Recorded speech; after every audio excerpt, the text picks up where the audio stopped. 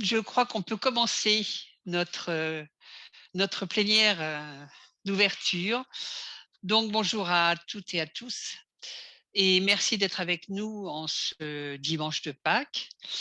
Je me suis laissé dire, que nous avions plus de 1 500 personnes inscrites à notre forum, sans compter, celles, qui nous suivent par, Facebook Live.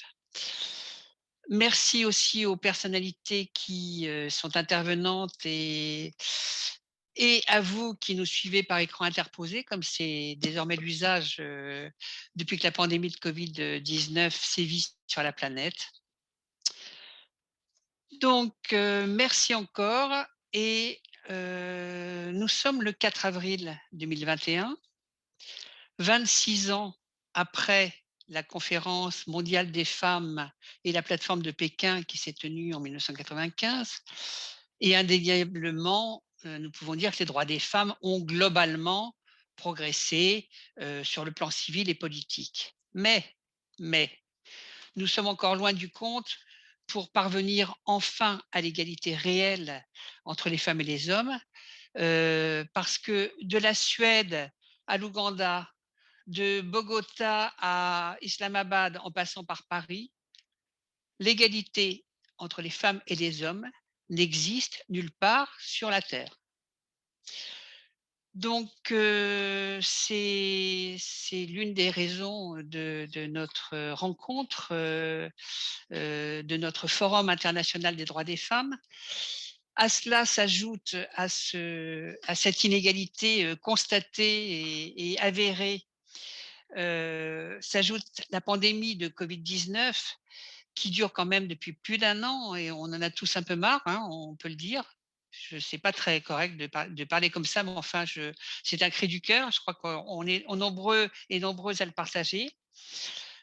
Heu, mais surtout la crise sanitaire, économique et sociale qui s'ensuit a un impact, absolument dévastateur sur les droits des femmes partout dans le monde et dans tous les domaines. C'est-à-dire que premièrement, dans l'accroissement des violences conjugales et intrafamiliales, on sait que ça a été exponentiel la progression, l'accroissement. Deuxièmement, dans le recul dans l'accès à la santé et aux droits sexuels et reproductifs. On sait que c'est toujours un sujet sensible et qui est toujours remis en question dès la moindre occasion, qui se présente. Troisième point très important aussi, c'est, l'abandon de l'école par des millions de filles et les conséquences de cet abandon. Hem, l'accroissement des mariages précoces, des mariages forcés, des grossesses précoces et multiples, de la recrudescence des mutilations sexuelles féminines, enfin c'est un cortège macabre. Quatrièmement, nous avons aussi une augmentation terrible de la pauvreté des femmes et des filles. L'ONU et le PNUD, indiquent que 47 millions de femmes et de filles supplémentaires vont basculer dans la pauvreté et donc évidemment, ne parlons pas du recul de leur autonomisation économique et financière. À ces 4 points s'ajoute, le 5e, il y en a encore, des milliers d'autres, mais disons que, un des points importants, c'est que leur accès à la prise de décision est, terriblement inégalitaire. Un seul chiffre suffit à résumer, cette, situation d'inégalité entre les femmes et les hommes. Seulement 7 de femmes chefs d'État et de gouvernement aujourd'hui sur notre planète. Et je crois d'ailleurs que dans l'atelier, Femmes Leaders qui ouvre le bal, si je peux dire, ce soir, de nos ateliers, de notre forum, je crois que, les pilotes ont prévu de diffuser une petite vidéo sur ce sujet, mais je vous laisse le découvrir. Donc ce contexte conjuguant le 25e anniversaire de la plateforme de Pékin, la tenue en juin du forum Génération Égalité qui est organisé à l'initiative de l'ONU par, la France et le Mexique et l'impact néfaste de la pandémie sur la situation des femmes, au niveau mondial. C'est tout ce contexte, si vous voulez, qui a décidé la clé et ses centres, associations, membres et partenaires à monter ce forum international des droits des femmes pour en débattre. Il y aura donc 18 ateliers que je vous présenterai tout à l'heure, 18 ateliers d'1 heure qui se succéderont donc de ce soir à mercredi 7 avril midi ou 13 heures. Ils sont pilotés par les associations de la clé sur des thèmes que les associations de la clé ont choisis et en fonction chacune de leurs compétences et de leur expertise. Donc, c'est vraiment un travail collectif. Ça, je tiens à le dire, c'est très important. Travail collectif et travail de terrain. C'est-à-dire, c'est des associations de terrain qui font remonter leurs priorités. Et justement, au niveau des priorités, chaque atelier présentera une priorité absolue selon les intervenants et selon le travail qui aura été fait. Et nous avons décidé que nous regroupons ces priorités en recommandations que nous remettrons au gouvernement français et à l'ONU à l'issue de ce forum, au regard des 12 priorités, des 12 objectifs de Pékin en 1995 et à la lumière évidemment des enseignements de l'histoire et de notre société 25 ans plus tard. Voilà. Bon, j'ai beaucoup parlé déjà, donc pour ouvrir avec moi ce forum international des droits des femmes, nous avons plusieurs de nos partenaires qui sont avec nous aujourd'hui et je les en remercie. Madeleine Oba, pardon, excusez-moi Madeleine. Madeleine Okabalima, qui est la chef du service égalité femmes-hommes de l'Organisation internationale de la francophonie. L'Organisation internationale de la francophonie est un de nos partenaires de longue date et fidèle soutien de toutes les actions de la clé. Je vous remercie, Madeleine, d'être parmi nous. Ensuite, Magali Lafourcade qui est la secrétaire générale de la Commission nationale des droits de l'homme, oui, ça s'appelle droits de l'homme, même si nous féministes, nous espérons qu'un jour ça s'appellera droits humains, mais pour l'instant, c'est son titre officiel. Magali Lafourcade, donc, qui en est la secrétaire générale, devait être avec nous. Elle est tombée malade avant-hier et m'a laissé un message ce matin. Elle est au fond de son lit et dans l'incapacité totale de faire une intervention, même courte. Donc, bien, nous lui souhaitons, j'espère que c'est pas trop grave, mais elle avait l'air un peu mal en point et nous lui souhaitons un bon rétablissement. Mais nous avons Claudine Monteil, qu'on ne présente plus, écrivaine, éminente biographe de Simone de Beauvoir et beaucoup d'autres choses, mais qui intervient aujourd'hui en tant que conseillère pour la Commission nationale française pour l'UNESCO et qui est aussi une de nos partenaires, pardon, puisque c'est la commission, très fidèle et soutien précieux.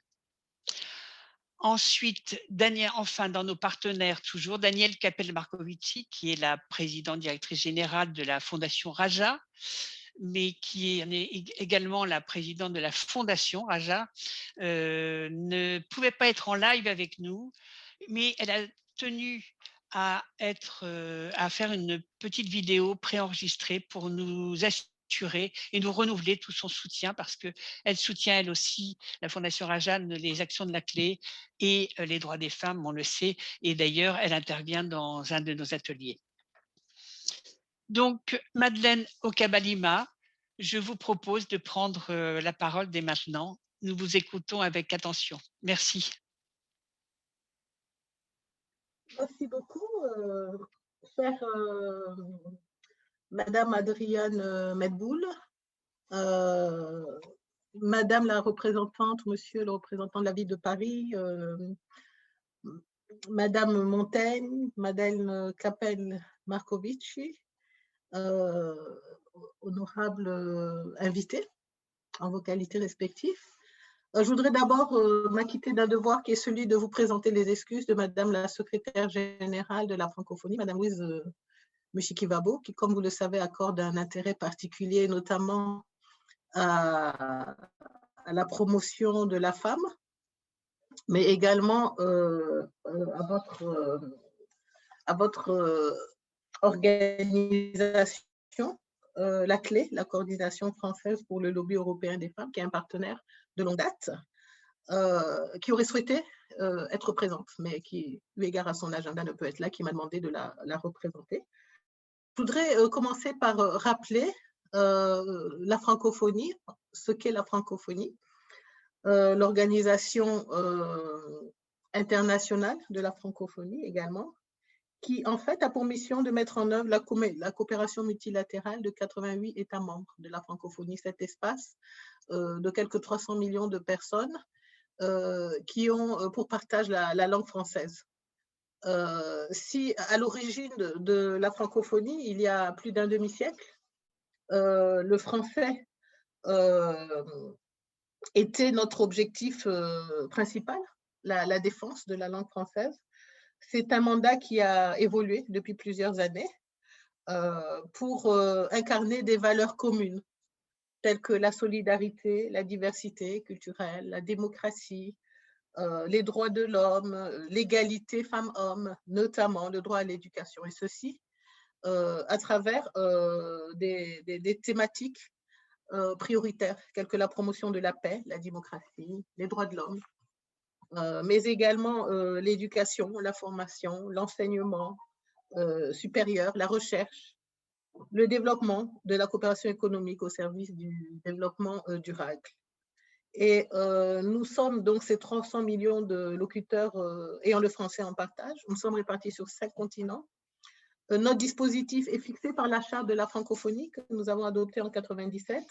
Notre plus haute instance est le sommet des chefs d'État qui a lieu tous les 2 ans. Le prochain aura lieu à Djerba en novembre prochain. Et la clé de voûte de la francophonie, c'est la secrétaire générale que j'ai l'honneur de représenter, Madame Louise Mushikiwabo étant élue depuis octobre 2018.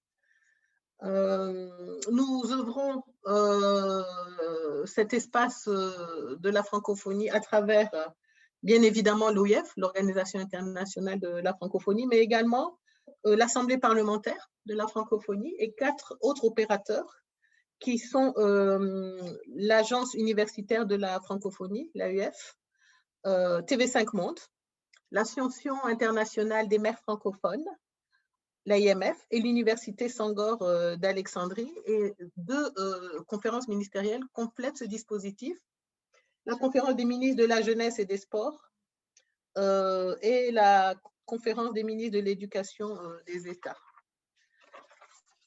Pour revenir au sujet qui nous réunit aujourd'hui, depuis, dans la foulée de la conférence de Beijing, s'est tenue sous l'égide de la francophonie à Luxembourg, il y a 20 ans, la conférence des femmes. Pour notre organisation, les femmes, c'est la moitié de l'humanité, comme vous le savez, un peu partout dans tous les pays, et même un peu plus de la moitié de l'humanité. Et c'est également la même chose pour l'espace francophone. Et nous considérons que ces femmes ont le pouvoir de transformer le monde. Qu'elles ont une contribution dont le monde ne saurait se passer. C'était la thématique qui a été choisie par Madame la secrétaire générale lorsque nous avons célébré le 20 mars dernier la journée internationale de la francophonie. Cette thématique, c'était femmes francophones, femmes résilientes. Et nous considérons que ces femmes qui malheureusement dans la plupart des pays, et vous l'avez dit, Madame Medboul, sont très souvent dans des situations où elles sont loin de jouir à situation des droits égaux. Et l'ONU Femmes nous dit que si le rythme de progression des droits des femmes ne change pas, une enfant née aujourd'hui est condamnée à attendre 80 ans avant de vivre dans un monde équitable. Donc, nous considérons que ce monde-là, où elles ont toute cette résilience, toute cette capacité à rebondir, à créer les opportunités ou à les saisir, à faire face aux crises et aux violences, en ayant toujours une situation plutôt défavorisée, ou dans certains pays de notre espace, elles vivent dans des situations régies par des normes sociales à prédominance masculine, des sociétés façonnées par des stéréotypes sexistes. Nous pensons qu'elles doivent être accompagnées C'est la raison même de notre présence ici aujourd'hui. Nous pensons qu'elles doivent être accompagnées. Parce que si elles font tant avec nous, si on les accompagne, je crois que nous allons arriver bien plus vite à cette égalité. Et ce faisant, les États vont bien plus vite progresser vers le développement. Et un développement qui va concerner les femmes à titre individuel, mais également à titre collectif, et les sociétés. Parce que les études sont nombreuses qui montrent que lorsque les femmes sont habilitées, elles ne sont pas les seules à en profiter, mais elles tirent derrière elles la famille et les communautés. Alors nous, pour marquer notre intérêt particulier à cette question fondamentale qui conditionne le développement de notre espace, en octobre 2018 à Erevan, la francophonie a adopté sa stratégie de promotion appelée la stratégie de la francophonie pour l'égalité entre les femmes et les hommes, les droits d'autonomisation des femmes et des filles. Et cette stratégie vide 5 domaines prioritaires, dont les droits, leur éducation et leur formation, mais également l'autonomisation économique des femmes et des filles, le leadership des filles, leur participation aux sphères décisionnelles. Et nous nous sommes réservés une 5e composante de notre stratégie pour nous adresser à nous-mêmes. Parce que si on veut être crédible et promouvoir dans notre plaidoyer davantage d'égalité femmes-hommes, il faut d'abord que nous nous attachions à le promouvoir en notre sein. Donc, le 5e volet de notre stratégie, c'est l'institutionnalisation de l'égalité femmes-hommes au sein de la francophonie. Ceci étant, tout en nous attachant à soutenir à la fois dans le plaidoyer et dans les actions programmatiques de l'OIF et de la francophonie à ces 5 domaines prioritaires d'intervention, soucieux en fait de l'impact de la visibilité de nos actions, sachant que nous avons des ressources qui sont un peu resserrées. Nous avons adopté des niches prioritaires. Et les niches prioritaires que nous avons retenues, c'est notre axe 2 et notre axe 3, à savoir l'éducation et la formation des filles, mais également leur autonomisation économique, considérant que ces 2 niches-là ouvrent la porte en fait aux autres. Parce que dans nos espaces, il est difficile pour une femme de participer aux sphères décisionnelles si elle n'a pas réglé son problème d'autonomisation, par exemple, parce qu'elle sera forcément dans une quête de la survie de tous les jours. Donc, nous avons ces 2 domaines prioritaires d'intervention. Je voudrais juste vous donner quelques exemples concrets d'actions que nous avons soutenues récemment, à savoir notamment le lancement, le 17 juillet 2020, dans le contexte de la pandémie à Covid, du Fonds de solidarité dit la francophonie avec elle, qui s'adresse aux femmes et aux filles les plus vulnérables de l'espace francophone, et en particulier celles qui œuvrent dans le secteur informel et subissent de plein fait les effets de la crise sanitaire. Parce que justement, comme vous l'avez dit, la crise à Covid a été un révélateur. Ce n'est pas que les crises en général créent les problématiques, mais c'est qu'elles viennent plutôt les mettre en lumière et les exacerber. Et parmi les effets de la pandémie, c'est qu'ils ont mis en exergue la vulnérabilité des femmes. Et je ne reviendrai pas là-dessus parce que vous avez déjà un peu brossé cette situation et je pense qu'elle sera brossée tout au long des ateliers, mais la question de leur vulnérabilité, de leur dépendance économique, le fait qu'elles soient sujettes aux violences, tout ça a été mis davantage en valeur, leur rôle, les charges disproportionnées qui pèsent sur elles en termes de soins aux autres. Tout ça, ça a été mis en exergue par la pandémie à Covid. Donc, nous avons mis ce fonds et l'an dernier, nous avons pu mobiliser près de 3 millions d'euros pour 59 initiatives et qui vont toucher plusieurs milliers de femmes.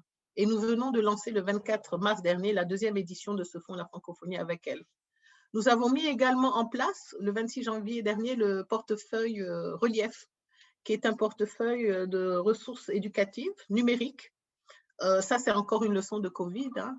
Le recours pertinent, en fait, aux technologies du numérique pour promouvoir le développement, notamment des femmes. Et ce portail Relief, en fait, c'est un portail qui vise à fournir aux enseignants, dans tout l'espace de la francophonie, des ressources soucieuses d'égalité femmes-hommes. Et nous sommes en train de lancer 2 initiatives, l'une pour l'accès des femmes aux formations au métier du numérique, des CLIC, et le projet Pionnière qui leur permet d'accès au financement, notamment pour des startups. Voyez-vous, lorsque je dis tout cela, je vous montre à quel point la francophonie, l'OIF sont parfaitement en phase avec les objectifs de la clé et de ce forum international des droits des femmes, qui est d'accompagner une meilleure contribution féminine au processus de développement. C'est pourquoi nous avons tenu à être présents. C'est pour ça également que nous nous félicitons de ce partenariat avec la clé. Et c'est pour ça que nous tenons à vous féliciter pour l'organisation de ce forum, qui est une première, qui montre la contribution de la société civile française à plus d'égalité femmes-hommes dans le monde. Et je voudrais vraiment vous souhaiter de fructueux travaux pour ces jours, ces quelques journées. Il est important de se retrouver, de pouvoir faire le point, de partager les expériences, ce qui évite de réinventer la roue. Et je vous félicite vraiment pour cette occasion que vous offrez aux organisations féminines francophones d'échanger sur des défis majeurs que vous avez identifiés et avec lesquels nous sommes pleinement d'accord avec vous, et qui leur permettront justement, à travers des discussions intergénérationnelles qui traversent les pays également, d'explorer en fait les combats communs, les formes de militantisme pour les droits des femmes, et d'encourager justement à travers ce dialogue intergénérationnel que vous avez voulu, l'émergence de cette nouvelle génération encore plus impliquée sur les questions d'égalité hommes-femmes, des droits et de l'autonomisation des femmes. Donc, je voudrais conclure en vous remerciant de nous avoir conviés, en vous souhaitant beaucoup de succès dans ce forum et en vous réitérant notre satisfaction de ce partenariat avec vous, tout en souhaitant voir vraiment émerger davantage les femmes dans tous ces processus pour qu'on puisse lutter contre ces stéréotypes qui façonnent les sociétés et dont on doit pouvoir petit à petit procéder à la déconstruction pour arriver à plus de développement dans le monde. Je vous remercie. Merci infiniment, Madame Okabalima, Madeleine, pour votre intervention et pour le soutien renouvelé de l'Organisation internationale de la francophonie, que, comme vous savez, pour qui j'ai une affection particulière depuis fort longtemps et notamment depuis les années 2012-2014. Voilà. En termes de coopération. Je vous remercie et je passe tout de suite la parole à Claudine Monteil qui va intervenir au nom de la Commission nationale française pour l'UNESCO. Claudine Monteil, c'est à vous. Oui, bonjour. Le président, Monsieur Yves Saint-Jour, président de la Commission nationale française pour l'UNESCO, ancien ambassadeur, étant dans l'impossibilité d'être parmi nous ce 4 avril, m'a demandé de prononcer en son nom cette intervention. Je suis heureux qu'aujourd'hui, dans le cadre du 26e anniversaire de la Conférence mondiale des femmes de l'ONU, qui s'était tenue à Pékin en 1995, la coordination française du lobby européen des femmes, dont je salue la présidente, Madame Jocelyne Adrian-Meftoul, et 80 associations de femmes, se soient mobilisées pour organiser ce forum international sur les sujets les plus sensibles et toujours d'actualité. Les violences faites aux femmes, la dignité des femmes handicapées face aux multiples discriminations, le droit à disposer de son corps, l'enjeu pour les jeunes filles dans l'éducation, la scolarisation et l'égalité, alors que, nous le savons tous et toutes, cette pandémie a sorti dramatiquement des millions de filles et de petites filles de l'école qui, hélas, n'y retourneront peut-être jamais. Il m'a semblé en effet naturel que la Commission nationale française pour l'UNESCO s'associe à l'organisation de ce forum international qui entend lutter contre les stéréotypes du genre et qui va formuler des propositions autant aux autorités françaises et à l'ONU en vue de la tenue à Paris du 30 juin au 2 juillet prochain du Forum Génération Égalité de l'ONU à l'invitation du président de la République. L'égalité des genres, vous vous en doutez, est une priorité qui guide les actions de l'UNESCO au quotidien et qui fait partie du travail quotidien également de la Commission nationale française pour l'UNESCO. Permettez-moi de rappeler le rôle de cette commission créée en 1946 et dont la réunion inaugurale s'est tenue le 18 octobre 1946 au Quai d'Orsay, en présence de 2 prix Nobel français, le prix Nobel de physique Frédéric Joliot-Curie et le futur prix Nobel de littérature François Mauriac. Mais une autre personnalité française, et même franco-polonaise, a inspiré la création et l'esprit de l'UNESCO.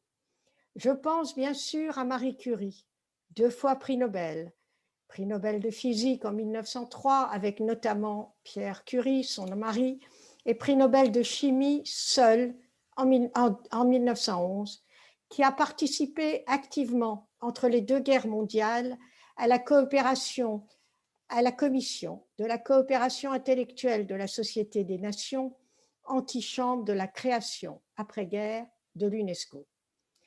La Commission ne peut donc que partager les valeurs de l'UNESCO qui rejoignent d'ailleurs celles de la France.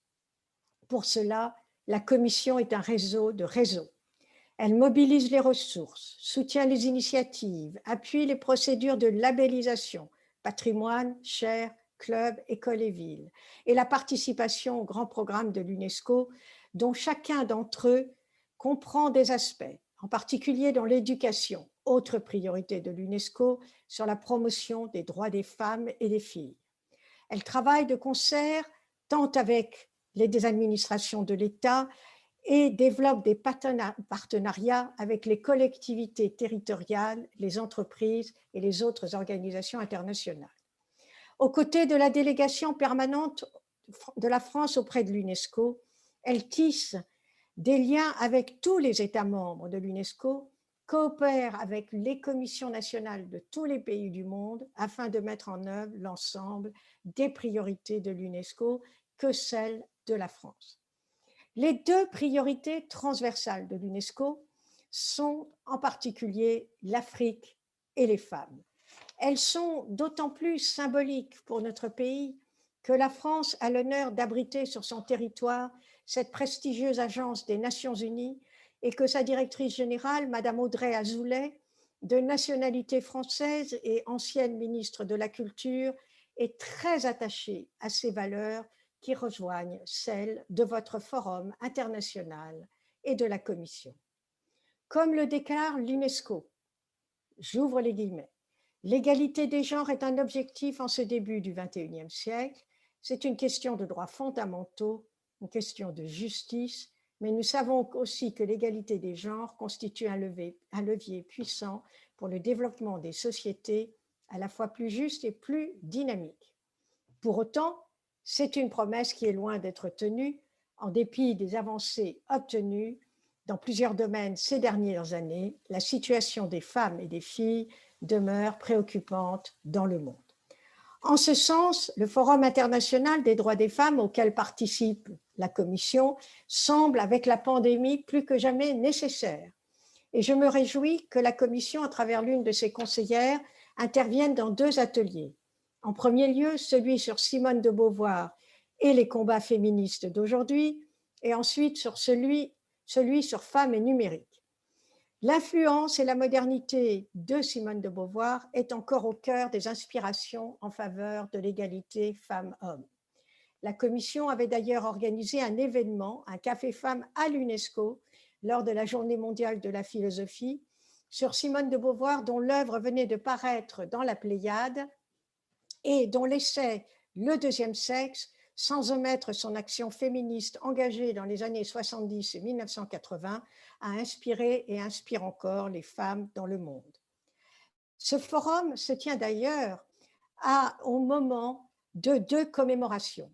Celui du 35e anniversaire de la disparition de Simone de Beauvoir, le 14 avril 1986, et celui du 50e anniversaire de l'action de féministes françaises pour l'accès au droit à la santé sexuelle et reproductive par un manifeste publié dans le Nouvel Observateur le 5 avril 1971 en faveur du libre droit à l'IVG et pour lequel, 5 ans plus tard, Mme Simone Veil, alors ministre de la Santé, a réussi à faire adopter une loi plus humaine devant l'Assemblée nationale le 17 janvier 1975. Concernant le deuxième atelier sur les femmes et le numérique, la Commission nationale française pour l'UNESCO a effectué un travail d'évaluation en liaison avec la MGEN sur les risques de discrimination renforcée à l'encontre des femmes, que représente l'une des plus grandes révolutions de ce 21e siècle, du numérique et des nouvelles technologies. Si l'on y prend garde, ce siècle pourrait en effet devenir celui de la régression des droits des femmes, tant en France que de par le monde, car les technologies actuelles de numérique et de l'intelligence artificielle risquent d'exacerber les discriminations, telles que la technologie de reconnaissance faciale qui identifie très peu les femmes et les personnes dites de couleur, tant les codes informatiques écrits par les hommes et peuvent être porteurs de préjugés. D'ailleurs, les femmes n'occupent à ce jour que 10% des postes en intelligence artificielle. Je me réjouis donc qu'une conseillère de la Commission nationale intervienne à votre atelier mercredi prochain en présence de plusieurs personnalités féminines du monde de la biotech, du numérique et de l'intelligence artificielle que je salue. Pour sa part, la Commission nationale s'engage à mettre en œuvre le plan d'action organisé autour des objectifs stratégiques liées à l'égalité des sexes, au genre et à ses actions correspondantes en s'inspirant des objectifs de développement durable des Nations Unies.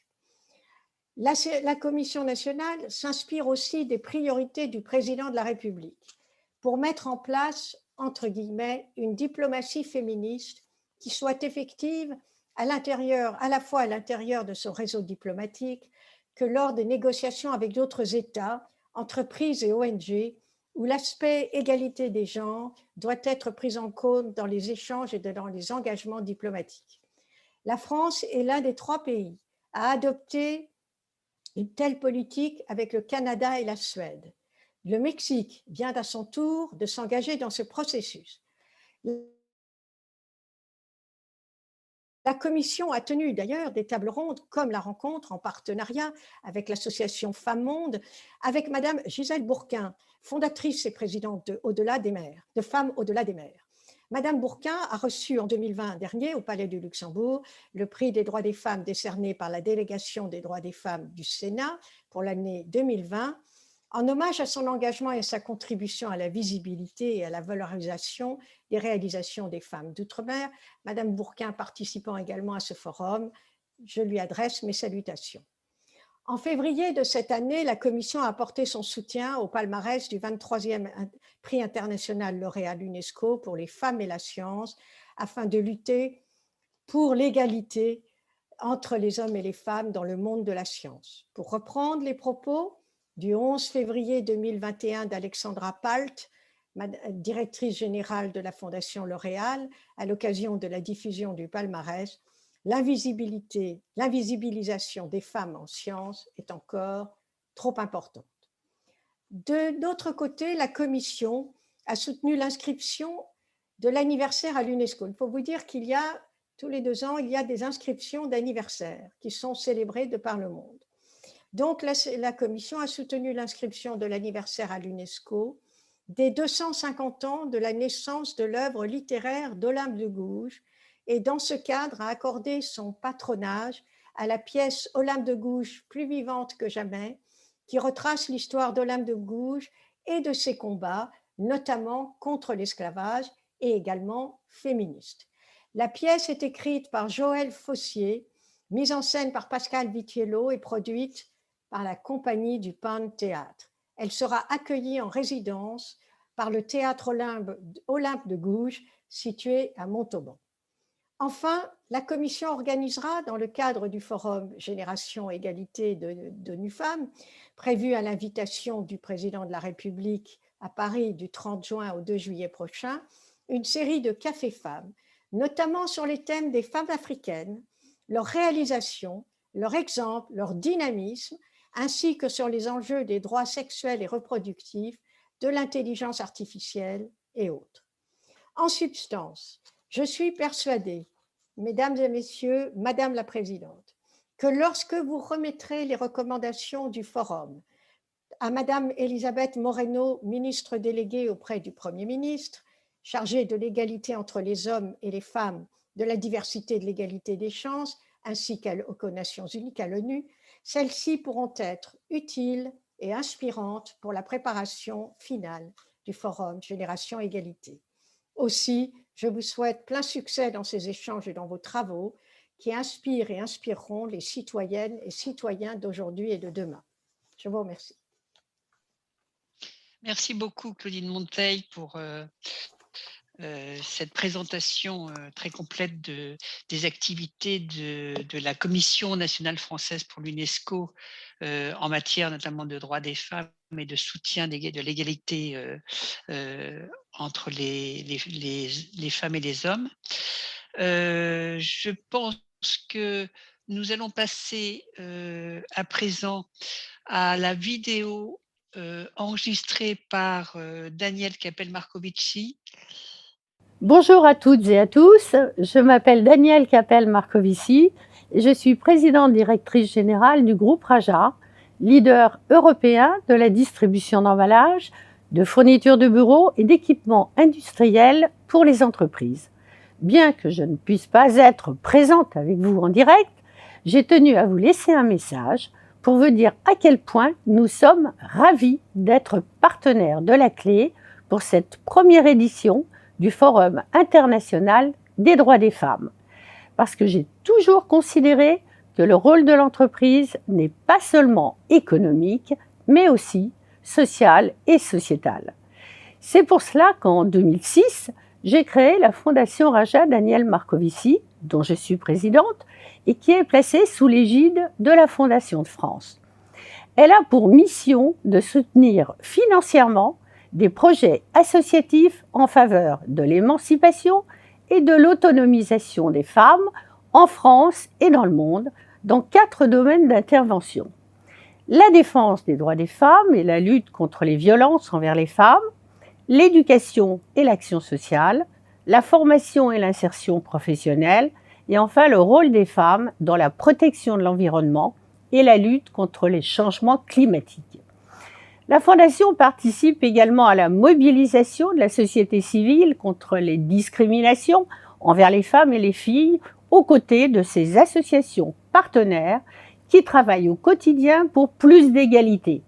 Enfin, elle implique et fédère les collaboratrices et collaborateurs du groupe Raja aux actions qu'elle organise dans le cadre du programme Raja People. Depuis sa création, la Fondation a cofinancé plus de 540 projets au bénéfice de plus de 100 000 femmes et jeunes filles dans 55 pays. Le Forum international des droits des femmes s'inscrit dans la lignée des objectifs et des valeurs portés par la Fondation. En dépit des progrès réalisés, l'égalité des droits entre les femmes et les hommes est loin d'être une réalité. Les inégalités et les violences dont souffrent les femmes sont souvent méconnues, ignorées et aggravées depuis plus d'1 an par la crise sanitaire et depuis toujours par les conflits et les guerres. Il est non seulement nécessaire, mais aussi urgent de mobiliser la société civile et l'ensemble des acteurs socio-économiques sur les droits des femmes. Aussi, nous sommes fiers d'avoir cette opportunité de collaboration avec la Clé, qui effectue un travail remarquable pour défendre les droits des femmes et porter les revendications des associations féministes à l'échelle nationale et internationale. Merci à la Clé pour cette belle initiative. Je vous souhaite un bon forum, de bonnes conférences qui nous permettront, j'en suis sûre, d'avoir des échanges riches et passionnants pour faire avancer les droits des femmes. Merci, merci à Daniel Capel-Marcovici qui ne pouvait pas être avec nous, mais que je remercie pour son soutien sans faille depuis plusieurs années et pour son militantisme au quotidien pour les droits des femmes et pour l'égalité. Je dois à ce moment de la plénière, je dois présenter le déroulé des ateliers du Forum international des droits des femmes. Pourtant, j'ai envie de chambouler un petit peu le déroulé, si vous en êtes d'accord, de la plénière, parce que nous avons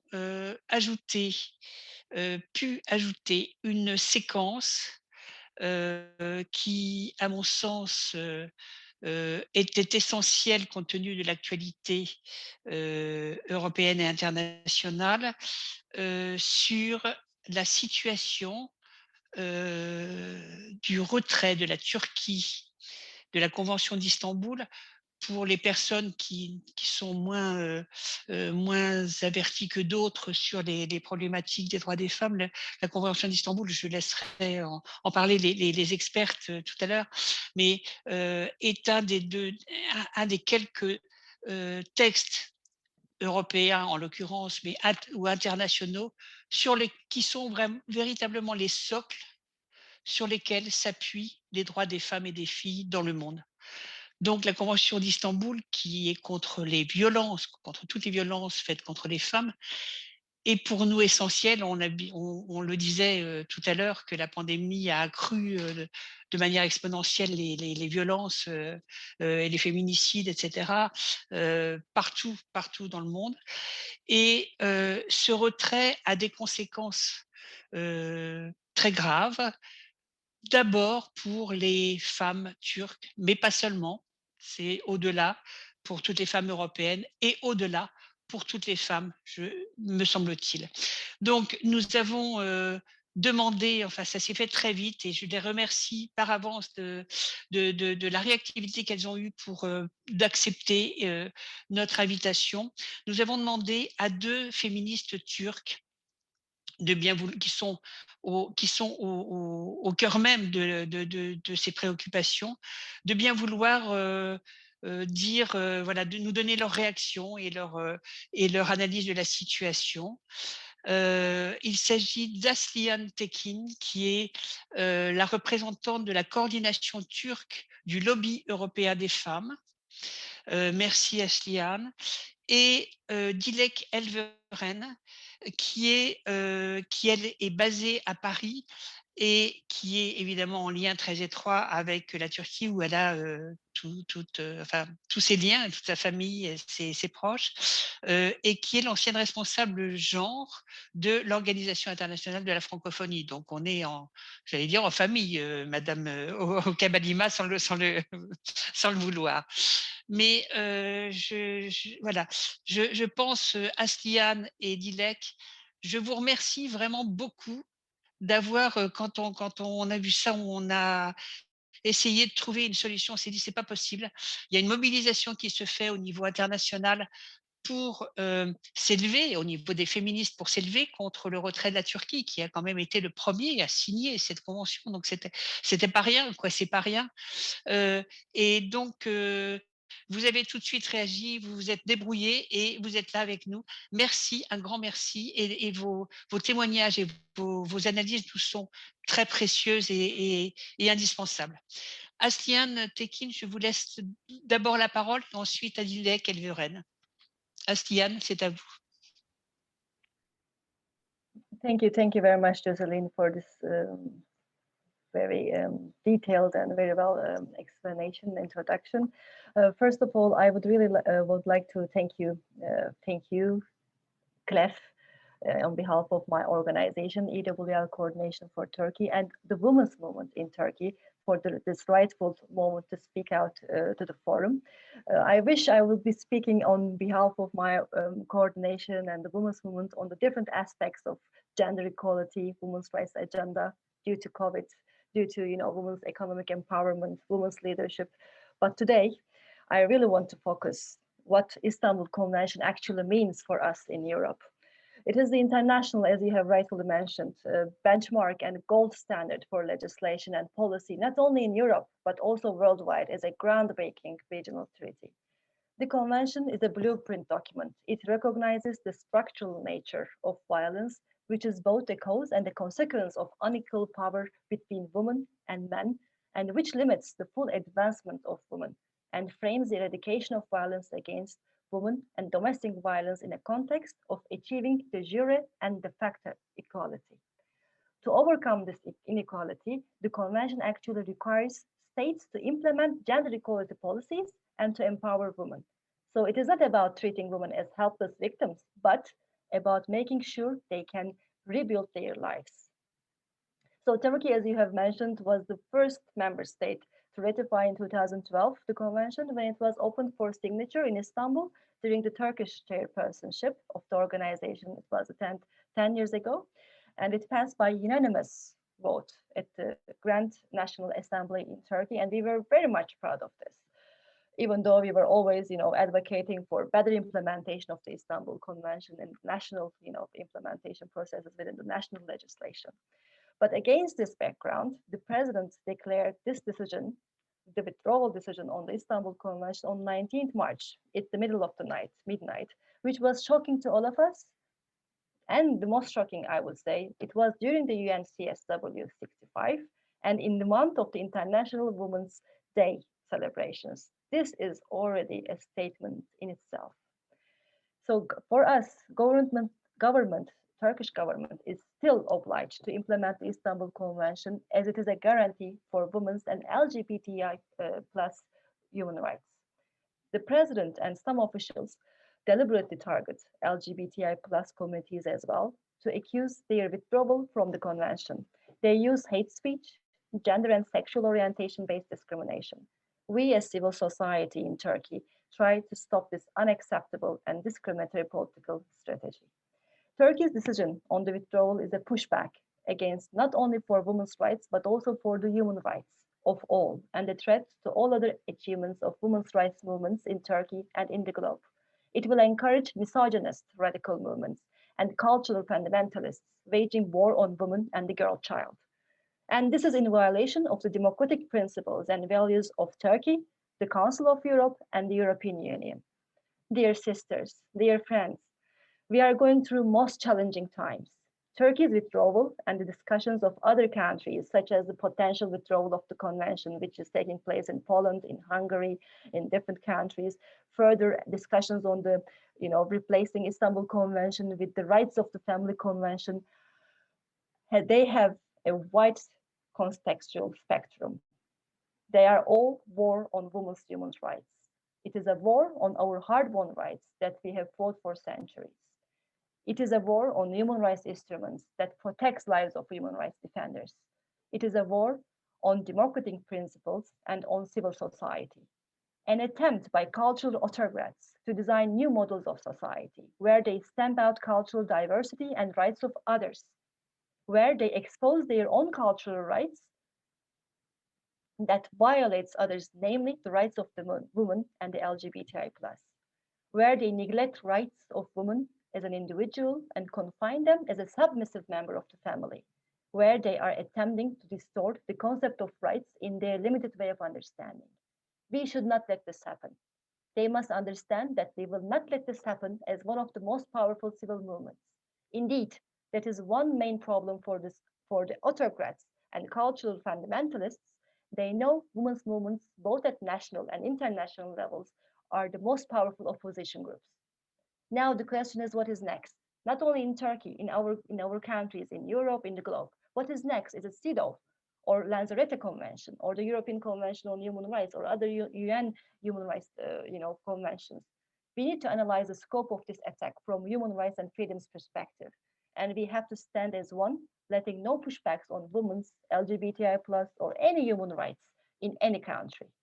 Looking at the role of the EU process through the Turkey's perspective, Turkey is a candidate country, as we know, and for many years now, the candidacy process is sort of on hold due to very political, dynamics, different dynamics within the different political context, economic context. The EU's founding principles and the values should never be challenged. We are tackling diminishing space for civil society, academic freedom, human rights, and women's human rights on the ground. Withdrawal from the Istanbul Convention breaches all these standards and values EU institutions are there to protect. Women's movement in Turkey has been reacting relentlessly to the attacks on Istanbul Convention by all means since last summer. And a momentous historical solidarity has been created both at the national and international levels to uphold the convention. The withdrawal has been criticized and found to violate the constitution, Turkish constitution, by women's and human rights NGOs, the bar associations, and the opposition parties in Turkey, and they have applied to the Council of State, which is the highest administrative court in Turkey, demanding the overruling of this decision, and the numerous applications are on the line.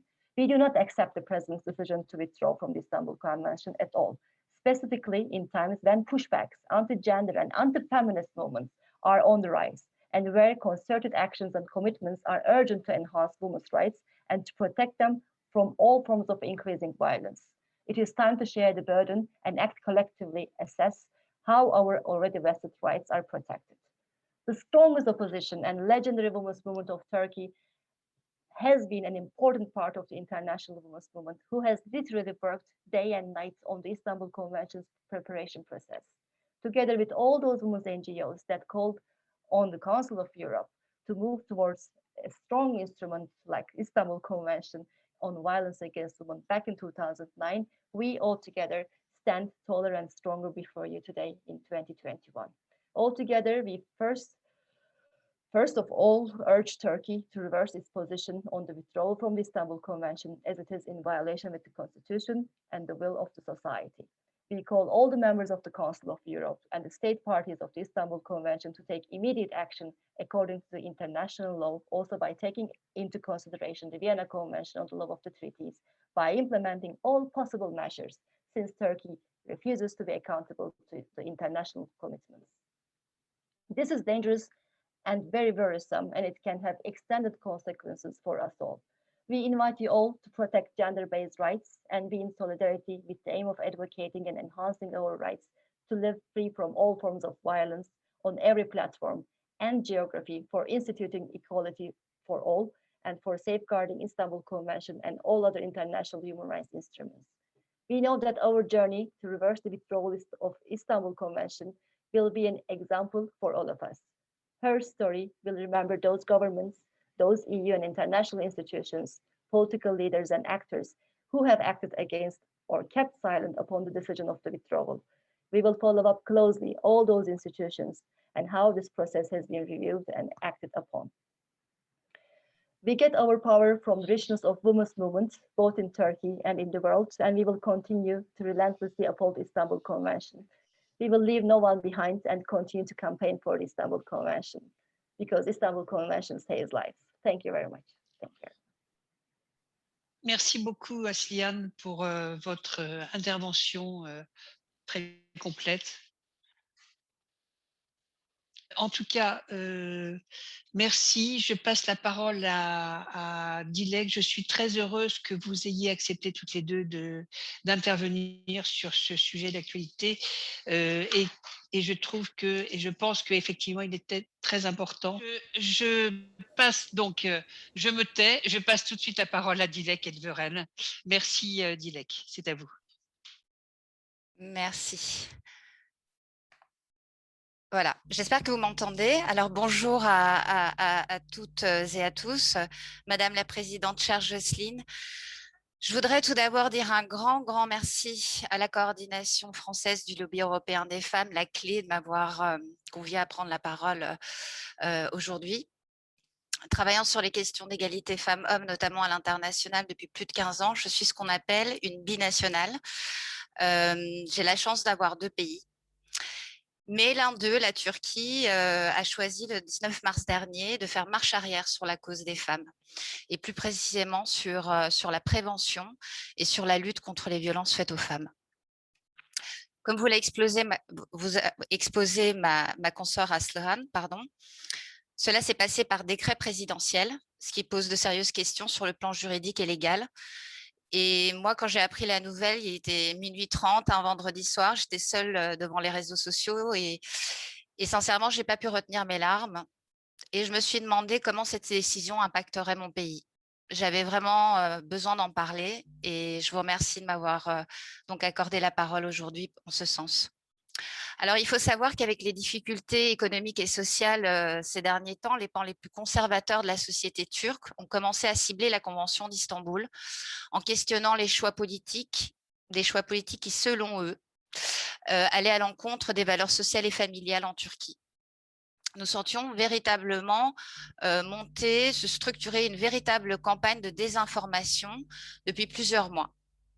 Et pourtant, nous étions vraiment fiers que cet instrument le plus avancé en la matière sur la question des violences faites aux femmes soit signé à Istanbul en 2011 et que la Turquie soit le premier pays à le ratifier en 2012.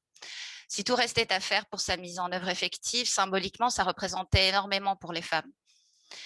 Et un rapport parlementaire remis le 8 mars dernier au Parlement turc à l'occasion de la Journée internationale des droits des femmes décompte exactement 6 732 féminicides depuis 2002, soit plus d'une femme par jour. Des femmes assassinées par leur mari, fiancé, petit ami, ex ou ex-prétendant. Les médias turcs se font l'écho de cet état de fait tous les jours. Et le 22 mars dernier, c'est-à-dire 2 jours après le retrait de la Convention d'Istanbul, 4 femmes ont été tuées par leur partenaire, portant ainsi à 82 le nombre de féminicides depuis le début de cette année. On n'est qu'en mars. Et nous savons aussi à quel point la crise du Covid-19 a exacerbé ces violences faites aux femmes et au sein des familles, ici en France, mais aussi partout dans le monde, à tel point qu'on évoque une pandémie fantôme, parallèle à celle qui rythme nos vies depuis 1 an maintenant. Alors, permettez-moi de m'adresser à vous toutes et tous avec des mots sincères pour compléter ceux d'Aslan. Ne regardez pas la Turquie ou les Turcs de loin ni de haut. Il suffira d'une crise, disait si justement Simone de Beauvoir, pour que les droits des femmes soient remis en cause. Une crise économique, une crise politique ou une crise sanitaire. La crise du Covid aussi aurait retardé l'égalité femmes-hommes d'une génération selon un rapport du Forum économique mondial sorti cette semaine. Alors l'enjeu du Forum international des droits des femmes est là, selon moi, les droits.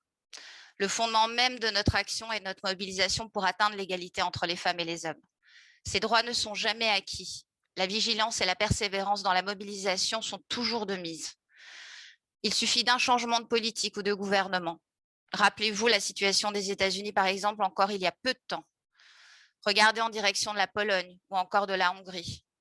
La montée des conservatismes se cristallise souvent, toujours, j'ai envie de dire, autour des droits des femmes. Le droit à la vie, le droit à l'intégrité physique et morale, le droit à disposer de son corps ne peuvent être relativisés ou partiellement mis en œuvre. Ça n'a pas de sens.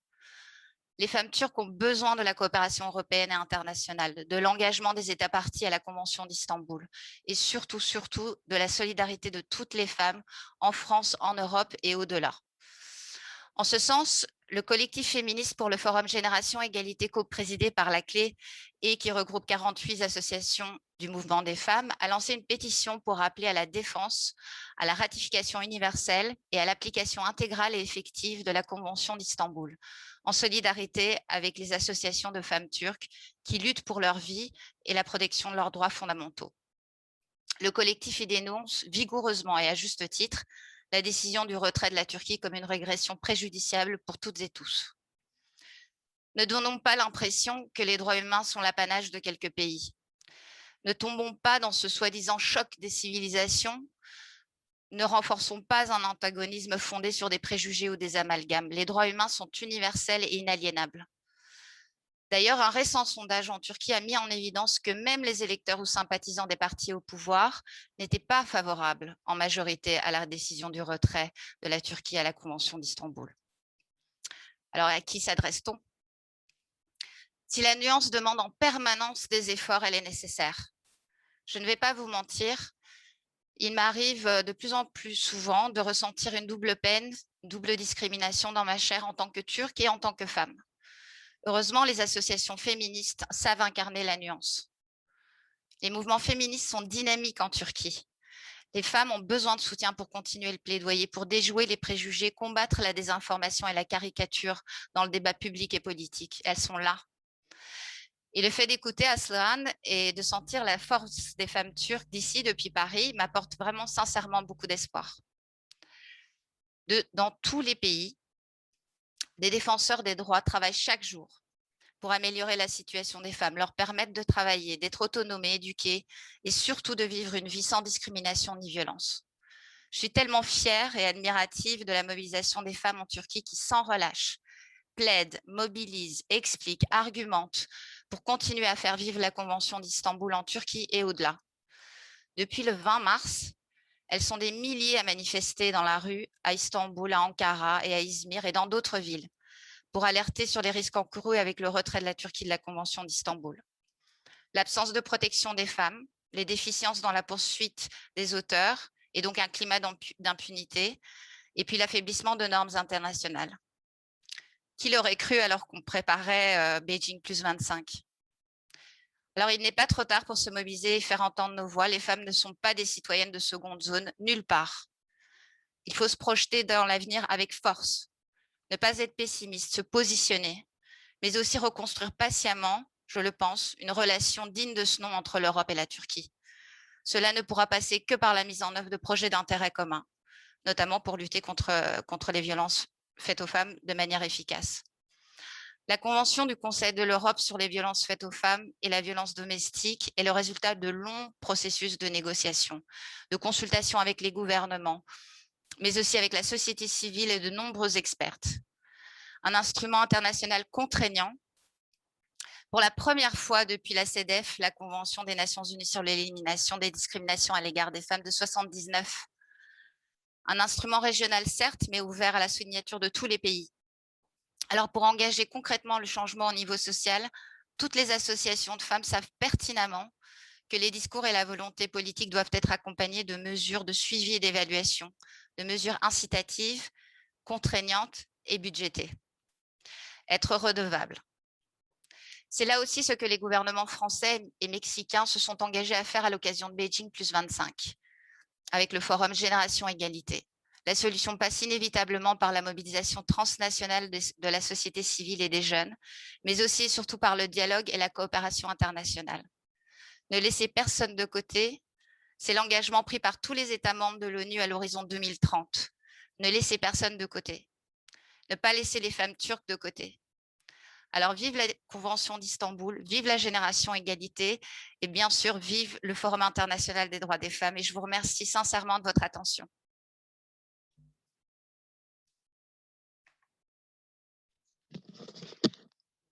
Merci beaucoup, Dilek Elveren. Merci beaucoup parce que c'était, outre l'intérêt du contenu, c'était, on sentait beaucoup d'émotion dans votre intervention et voilà, il y avait je trouve que c'est important, surtout qu'on est tout le temps derrière des écrans en ce moment, c'est qu'on n'en peut plus. Enfin, moi, j'en peux plus. Je sais pas vous qui participez, vous qui intervenez, moi, j'en peux plus. Et là, il y avait, malgré l'écran, il y avait de la chair. Il y avait de la chair et des larmes, peut-être. Voilà. Et je trouve que voilà, c'est ce pour quoi on se bat. Voilà, c'est cette solidarité, ces moments où l'actualité nous tombe dessus et qu'il faut tout faire pour mettre en place quelque chose et faire intervenir les bonnes personnes au bon moment. Voilà. Merci à vous deux, Asliane et Dilek. Bon, alors là, ça va être un peu dur de repartir sur le déroulé, mais je vais quand même le faire parce qu'on est là pour ça quand même. Et que je voulais dire que c'est vrai que c'est important ce que vous disiez de la mobilisation qui est pas seulement celle, enfin la mobilisation extraordinaire des femmes turques et tout ce que disait aussi Asliane sur la mobilisation par rapport à l'Europe, mais voilà, nous sommes aussi en effet mobilisés en France, mais pas seulement en France, en Europe, il y a le collectif féministe qui n'est pas coprésidé par la clé, c'est une nuance, qui est copiloté avec notamment l'AFEM, qui est une ONG qui a initié un certain nombre de mobilisations, notamment au niveau pan-européen. Donc, je tiens à les saluer à ce propos, par solidarité et par soutien, et parce que la Convention d'Istanbul, elle est fondamentale, elle est indispensable. Donc, nous aurons d'ailleurs dans les ateliers, nous avons, je crois, mardi 6 à 10h30, nous avons un atelier sur les droits des femmes à la lumière précisément des conventions internationales fondatrices.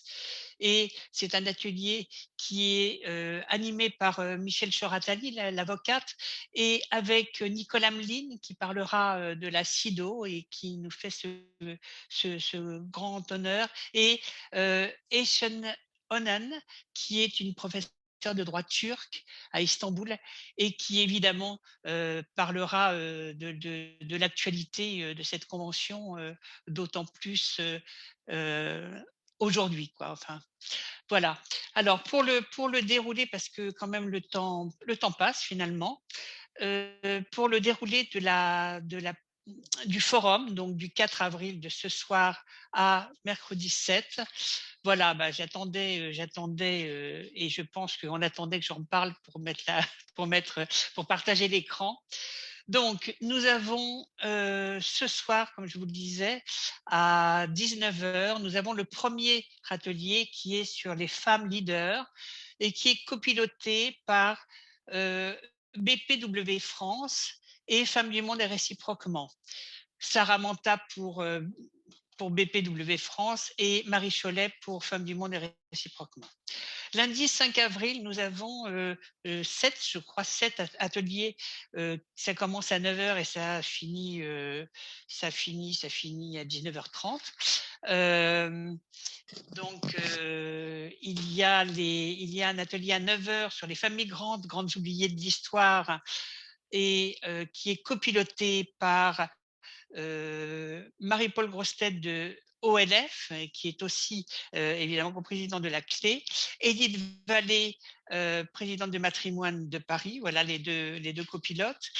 Ensuite, nous avons l'atelier sur les violences faites aux femmes, qui sera d'autant plus d'actualité, et aussi les violences faites aux femmes lesbiennes. Les deux ateliers, ce sont deux mini-ateliers qui ont eu la gentillesse de se regrouper parce qu'on pouvait pas, on était obligé de resserrer un petit peu les créneaux horaires, mais ce sont deux ateliers. Un sur les violences faites aux femmes en général avec Rosine Rollier de la Maison des Femmes de Montreuil et ensuite Catherine Morin-Le Sec avec CQFD, lesbiennes féministes. Ensuite, nous avons un atelier dignité des femmes handicapées face aux multiples discriminations, avec le copilotage de FDFA, Femmes pour le dire, Femmes pour agir, Claire Dessin et Daniel Michel-Chich, ainsi que Handifemmes épanouies avec Grâce M. Pondo. Tout ça, ce sont les pilotes, hein, mais il y a évidemment beaucoup d'autres intervenants, mais je ne vais pas citer tout le monde, sinon vous n'aurez plus rien à découvrir. Donc, il faut que vous fassiez un petit effort entre tous. Il faut que vous vous alliez au devant de l'information. Ensuite, un atelier qui s'appelle « Droit à disposer de son corps » avec la CIAMS, la Coalition internationale pour l'abolition de la maternité de substitution, avec Marie-Joseph de Villers et Yana Luana Stoïkaderam, qui en est également coprésidente. Ensuite, un atelier sur le genre et les mobilités. C'est sur les mobilités, sur la manière dont les espaces, dont on occupe l'espace public, l'espace dans les villes ou dans la ruralité, avec Chris Blash et l'association Genre et Ville. À 17h, nous aurons un atelier sur les femmes sujets d'info, sortir de l'invisibilité et des clichés médiatiques. Il y a de quoi faire là, sur cette question-là. Avec Pierre-Yves Ginet, qui est l'association Femmes ici et ailleurs. Et Agnès Lanchon, la dessinatrice et caricaturiste, illustrera l'atelier en direct. Nous avons, c'est vrai, je vais faire une petite assise, j'aurais dû en parler avant, mais bon, ben voilà, c'est dans le désordre, c'est pas grave. Nous avons deux dessinatrices, illustratrices qui ont bien voulu accompagner le forum et donc comme elles sont que deux et elles ont dû choisir des ateliers en fonction des thématiques qui leur parlaient. Donc il y a Agnès Lanchon qui va suivre cet atelier-là et il y a Aden qui va suivre un autre atelier qui est sur la question de la vieillesse, mais j'en reparlerai tout à l'heure.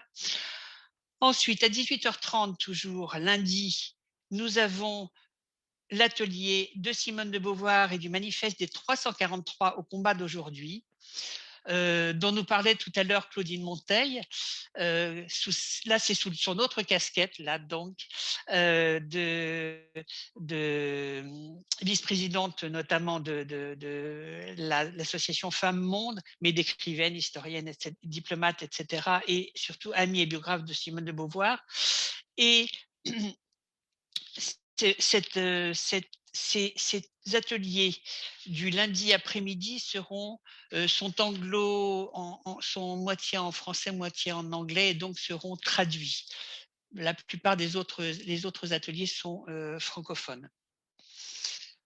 Mardi, ah oui, je voulais quand même dire, non, j'ai oublié quelque chose d'important, c'est que ce lundi, c'est effectivement pile le jour anniversaire du manifeste des 343, et c'est pour ça que Claudine Monteil a souhaité faire cet atelier ce jour-là. Mardi 6 avril, nous avons là aussi, je crois, 7 ateliers. Un sur l'éducation, scolarisation et égalité, quels enjeux pour les jeunes filles? C'est l'atelier qui démarre la journée à 9 h du matin avec l'association Réussir l'égalité femmes-hommes et Huguette Klein. Ensuite, nous avons à 10h30 l'atelier dont je parlais, les avancées des droits des femmes à la lumière des conventions internationales fondatrices, l'atelier porté par AFCJ, l'Association des femmes des carrières juridiques, et Michel Chor-Attali, et qui reparleront évidemment, dont notamment Eshen Onen va reparler de la Convention d'Istanbul, et Nicolas Meline de la CIDO. Nous avons ensuite un atelier sur l'excision, le tabou de la sexualité féminine, vaste sujet, avec Moïra Sauvage pour l'association Excision Parlons-en. Ensuite, l'atelier dont je vous parlais tout à l'heure, puisqu'il faut bien vieillir, avec Brigitte Evano de l'association Femmes du Monde et réciproquement, FMR, et Aden, la dessinatrice de presse, qui va l'illustrer en direct. Ensuite, l'après-midi, nous avons de Pékin au Forum Génération Égalité, quelle position féministe sur la transition écologique? C'est un sujet très important aussi, effectivement, les femmes et l'environnement, avec l'association Forum Femmes Méditerranée et Esther Fouchier, qui en est la présidente, et l'association Adéquation avec Yveline Nicolas. Ensuite, nous avons à 17 h l'atelier sur les féminismes du monde, qui est porté